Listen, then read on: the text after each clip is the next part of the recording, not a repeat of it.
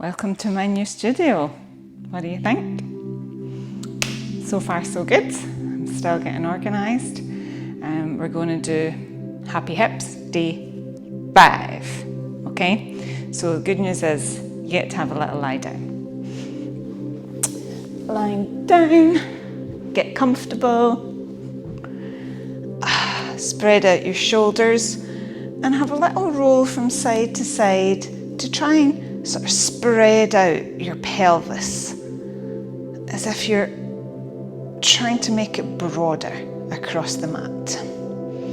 Then you're going to keep your left leg totally steady and the right leg is just going to not exactly flop, but fall open with control and then roll back into the centre. Fall open with control and come back in.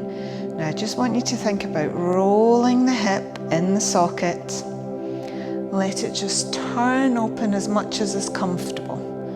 While you're doing this, you're keeping your shoulders spread out and heavy and keep that width of the back spread out across the mat. So you're not going so far that you have to twist or lift up in any way through your body. You're just going to do that 2 more times. Open and close, and last one. And now you're going to bring in your arms, okay?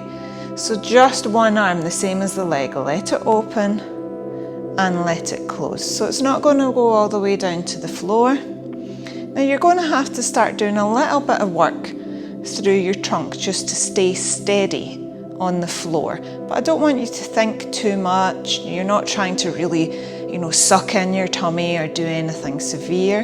You're just keeping yourself spread out on the mat so that as much of the back of yourself as possible is in contact with the mat. And let's do that. 3. Breath in, open. Breath out, close. Breath in, open. Last one. Breath out, close. Great. Now let that leg long along the floor. And again, just let the toes turn out, turn in, turn out, turn in. A little bit faster than we were doing. And change sides. So make sure that you're nice and spread out. We're not in any rush.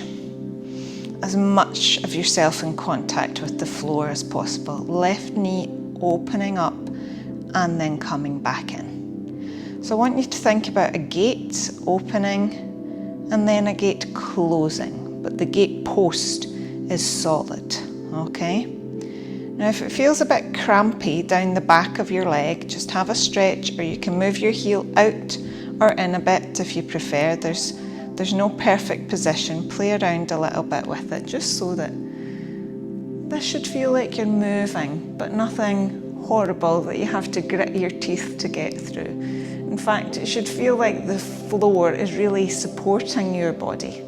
All right? Can you go with that? Maybe. And this time, pause in the center, hands up.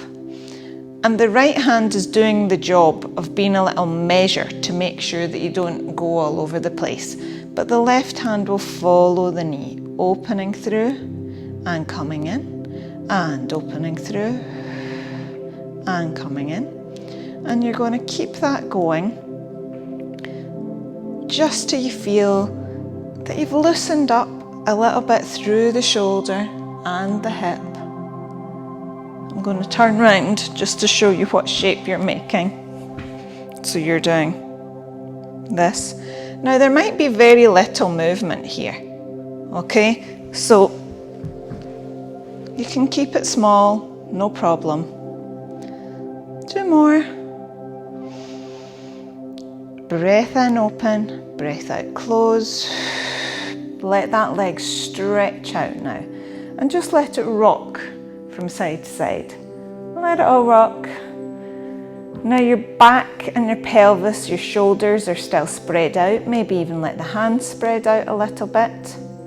Okay, great. Now, into a little bit of work now. Lift straight up into bridge. Now we're not articulating today like we've done before, so you're not so much going piece by piece down and up. I want you just to lift up like a plank, okay, and come back down. Squeeze your bottom, lift up like a plank, come back down. Squeeze, control.